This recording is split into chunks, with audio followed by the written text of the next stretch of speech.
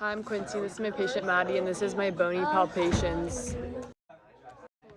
This is the proximal. Holy shoot, your hands are cold. This is the proximal radial head, and it's in the lateral epicondyle, and I'd palpate this for a fracture or dislocation to the radial head. This is the olecranon process on the ulna, and you would also palpate this for a fracture or bursitis. Okay, this is the lateral epicondyle, and you would palpate this.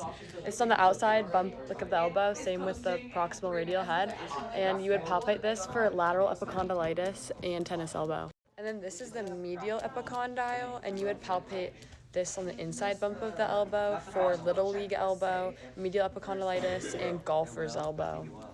Okay, this is the capitulum of the humerus, and this is on the lateral side of distal humerus, and you would palpate this here for fractures or dislocations. And then this is the trochlea of the humerus, and you would also palpate this for fracture or dislocations on the medial side. Okay, this is the radial shaft, and this is on the lateral forearm bone, and you would palpate this here for fractures.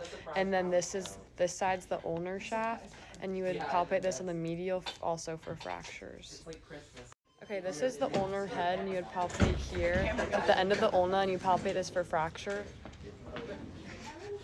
And then this is the ulnar styloid, which is the small bump on the distal end of the ulna, and you'd also palpate this for a fracture. Okay, and then this is on the thumb side of the wrist. It's the radial styloid process, and its little bump. You would also palpate this for a fracture, and then this is where you would palpate for the distal radial head, and you would also palpate this for a fracture.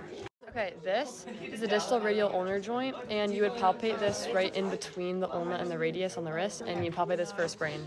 This is the radiocarpal joint. It's on the thumb side where the radius meets the carpals, and you would palpate this for a sprain. Okay, these are phalanx 1 through 5 up here, and you'd palpate these for fracture or dislocation. Okay, these are the metacarpals, and you'd palpate any of these for boxer's fracture or just regular fracture. Okay, this is her snuff box, and this is where you palpate for the scaphoid, and you palpate for a fracture. Okay, this is where you would palpate for the lunate, right down here, and this is for fracture. Okay, and then right here is where the triquetral would be, and you palpate this for fracture, and then you palpate over here for the pisiform, also fracture. Okay, the trapezoid would be up here for fracture.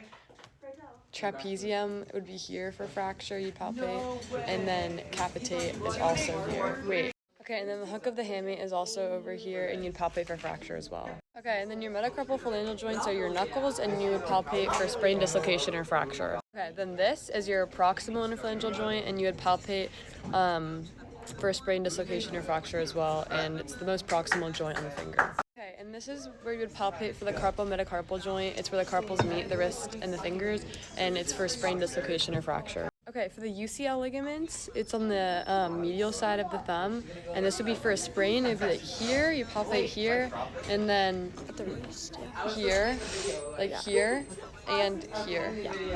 Okay, and then this is for the RCL, and you'd palpate this for a sprain on the lateral side of the thumb, and it would be here, here, and here. Okay, and then these are the distal interphalangeal joints. They're like the last part, and you'd palpate any of these on the distal phalanx for fractures or dislocations or sprain.